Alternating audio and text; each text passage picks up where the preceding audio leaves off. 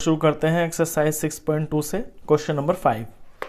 In figure if A B parallel to C D, ये figure दी हुई है आपको बुक में। इसमें ए बी सी डी के पैरेलल है। Angle A P Q is equal to 50 degree. A P Q इतना वाला जो एंगल है ये 50 डिग्री है। And angle P R D is 127 और पी आर डी इतना एंगल ये 127 है। Find x and y. तो आपको x की और y की वैल्यू निकालनी है। ये जो एंगल्स बने हुए हैं x और y, तो देखिए गिवन लिख लेंगे पहले। तो पैरेलल लाइंस दी हुई है आपको। एंगल ये 50 दिया है, ये एंगल आपको 127 दिया है। तो x की वैल्यू इसमें पहले निकालते हैं। देखिए पैरेलल लाइंस जब दी हुई होती हैं तो इसमें पैरेलल लाइन की प्रॉपर्टी आपकी लग रही है। ये वाली लाइन और ये लाइन आपकी पैरेलल है, और ये जो PQ है ये एक ट्रांसवर्सल है। ये तो जब लाइन ट्रांसवर्सल होती है, पैरेलल लाइन को काटती है, तो ऑल्टरनेट इंटीरियर एंगल्स जो होते हैं वो आपके बराबर होते हैं। इस केस में देखिए ये एंगल जो 50 है और ये जो एंगल x है ये आपस में ऑल्टरनेट इंटीरियर एंगल्स हैं। ये आपका z जैसा बन जाता है। तो ये ऑल्टरनेट इंटीरियर एंगल्स होते हैं और ये बराबर होते हैं। तो x तो यहाँ से पता चल गया कि 50 डिग्री है, लेकिन इसको पहले एंगलों के नाम आपको लिखना पड़ेगा। तो सॉल्यूशन में लिखेंगे ए पी क्यू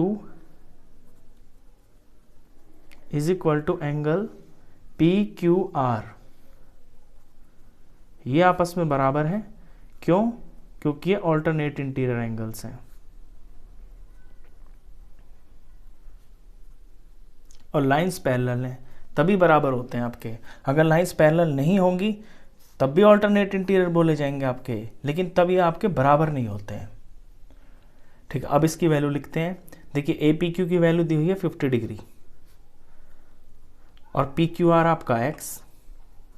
तो x ही तो निकालना है, तो x तो हमारे पास आ गया। Therefore x is equal to 50 degree. तो x की वैल्यू तो आ गई। और y निकालना है। और y के लिए अब line parallel A B C D आपकी पैरेलल लाइन है। इस बार मान लेते हैं कि ये जो पी आर है ये आपका ट्रांसवर्सल है, इसको लेते हैं। तो जब ये ट्रांसवर्सल है तो आपका यहाँ से यहाँ तक का एंगल और यहाँ से यहाँ तक का ये पूरा एंगल ये आपस में बराबर होगा। तो ये ऑल्टरनेट इंटीरियर एंगल्स हो गए। तो इस बार लेंगे A P R. Now angle A P R is equal to angle P R D, और ये है alternate interior angles. Alternate interior angles. अब ए पी आर मिलके बनाया आपके 50 और y से, तो यहाँ पे इसको हम 50 प्लस y लिख लेंगे। और पी आर डी की वैल्यू आपको क्वेश्चन में ही दी हुई है 127। ये 127 डिग्री के बराबर है। तो यहाँ से y की वैल्यू आ जाएगी 127 डिग्री में से ये 50 इधर जाके आपका माइनस हो जाएगा, और माइनस हो के वैल्यू आती है इसकी 77। इन्हें माइनस करेंगे 77 आ गया। ये आपके y की वैल्यू हो गई। बस ये दोनों आपके आंसर आ गए। इतना ही क्वेश्चन था ये। चलिए इसके बाद क्वेश्चन करते हैं 6th।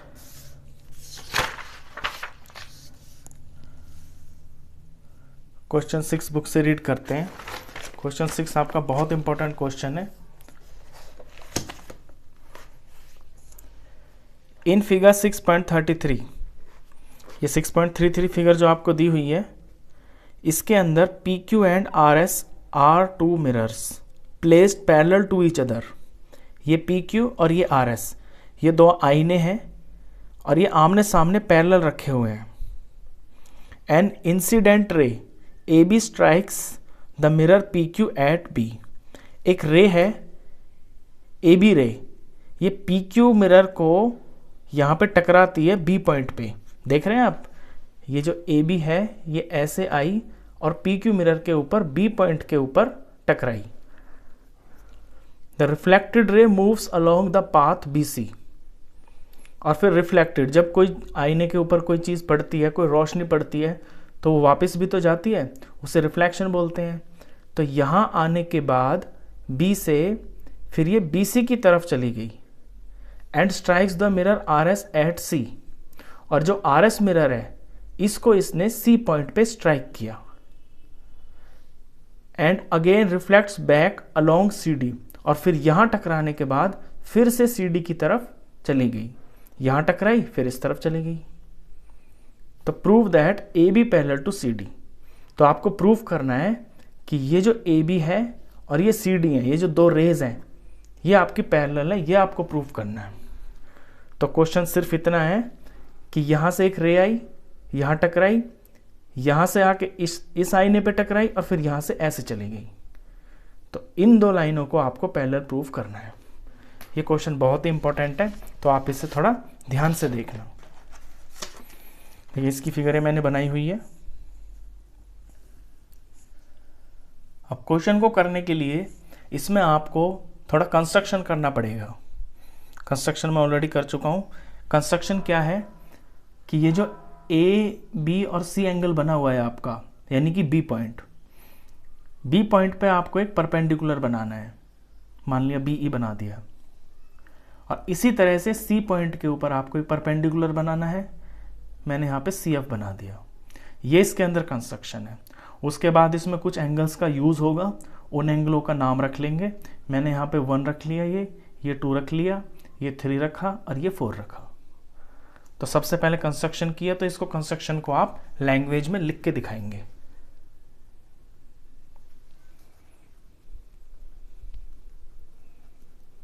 कंस्ट्रक्शन में आप लिखेंगे एट पॉइंट B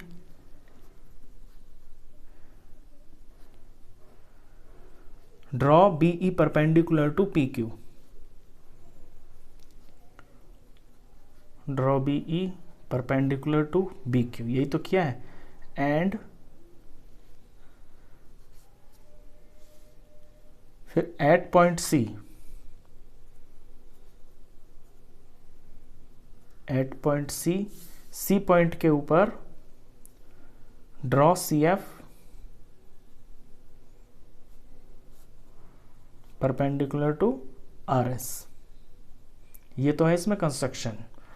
अच्छा, इन एंगल्स को मैंने तो लेट कर ही लिया है। फिगर के अंदर आप ऐसे पुट करेंगे और फिर अपना डायरेक्ट आप आंसर शुरू कर देंगे।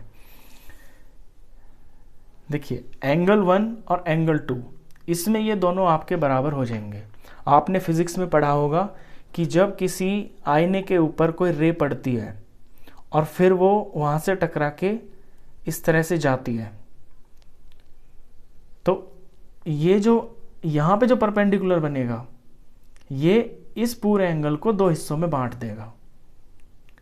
जैसे ये आईना है, यहाँ पे कोई रे पड़ी और यहाँ से टकरा के ऐसे चली गई, तो अब इस पॉइंट के ऊपर अगर हम बिल्कुल परपेंडिकुलर डालते हैं ना, तो ये इस पूरे एंगल को, जो कि इन 2 रे से मिलके बना है, एक आने वाली रे और एक जाने वाली रे, और यहाँ पे अगर परपेंडिकुलर पड़ जाता है तो ये इस पूरे एंगल को इक्वल कर देता है, मतलब बाइसेक्ट कर देता है 2 टुकड़ों में।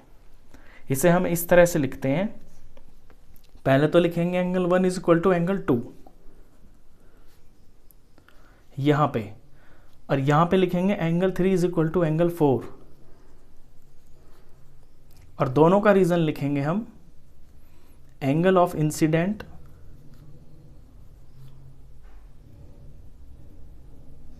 इज इक्वल टू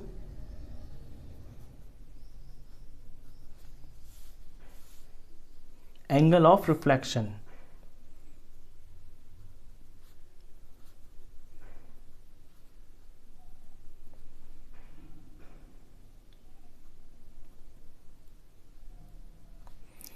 कि जिस एंगल से कोई चीज आईने पे पड़ती है, उतने ही एंगल से वो चीज रिफ्लेक्ट होकर दूसरी तरफ चली जाती है। ये इस बात का मतलब है।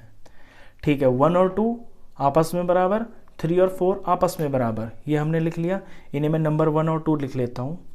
यहाँ पे जगह नहीं रही, ये आपका 1 है, ये आपका 2 है।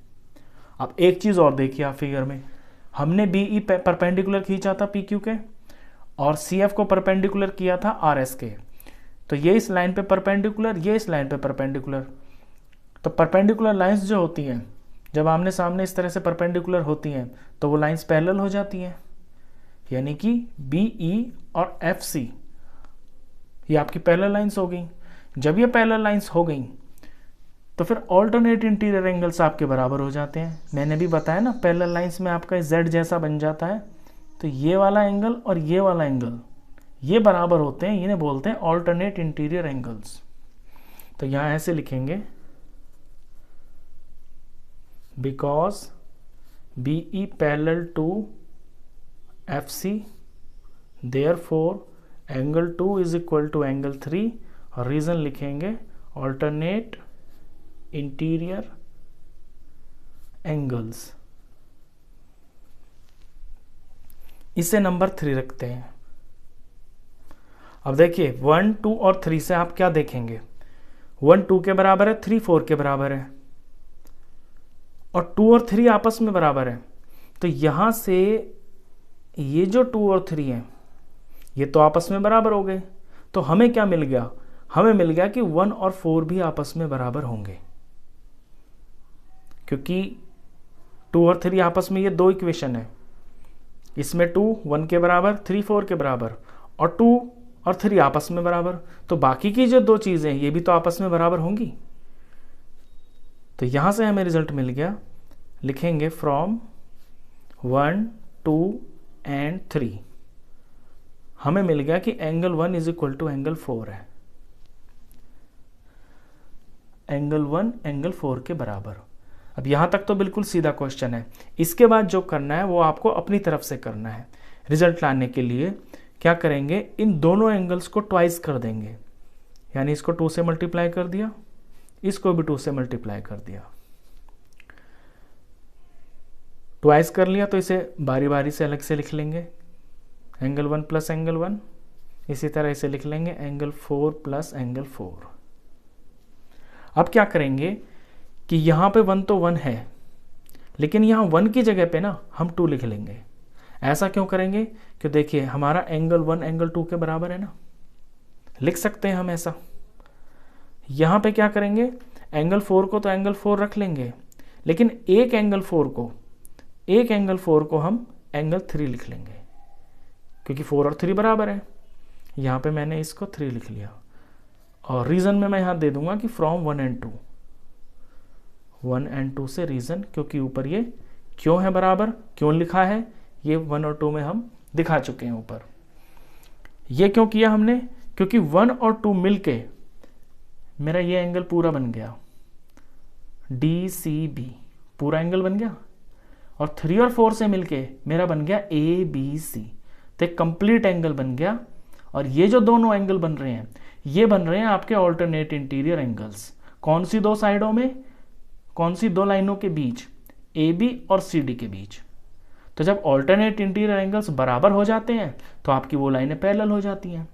तो बस इतनी सी थी इसके बाद। तो यहां पे 1 और 2 को लिख देंगे DCB, एंगल DCB, और यहां पे 4 और 3 को लिख देंगे ABC। ये दोनों आपस में बराबर हो गए। अब लिखेंगे बट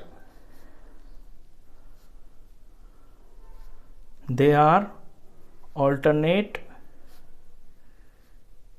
इंटीरियर एंगल्स, लेकिन ये ऑल्टरनेट इंटीरियर एंगल्स है। अब जब ऑल्टरनेट इंटीरियर एंगल्स हैं और ये आपस में बराबर है, तो जिन दो लाइनों के बीच में ये बन रहे हैं वो आपस में पैरेलल होंगी। तो therefore AB parallel to CD, यही हमको प्रूफ करना था। तो ये हो गया हेंस प्रूव्ड। तो ये क्वेश्चन आपका काफ़ी इंपॉर्टेंट है, एग्जाम में ये बहुत बार पूछा जाता है। तो आई होप आपको ये दोनों क्वेश्चन बहुत अच्छे से समझ में आए होंगे। वीडियो अगर अच्छा लगा हो तो प्लीज़ से लाइक करना, फ्रेंड्स में, क्लासमेट्स में शेयर करना, और 9th क्लास का कंप्लीट मैथ्स पढ़ने के लिए आप इस चैनल को भी सब्सक्राइब करना। Thank you.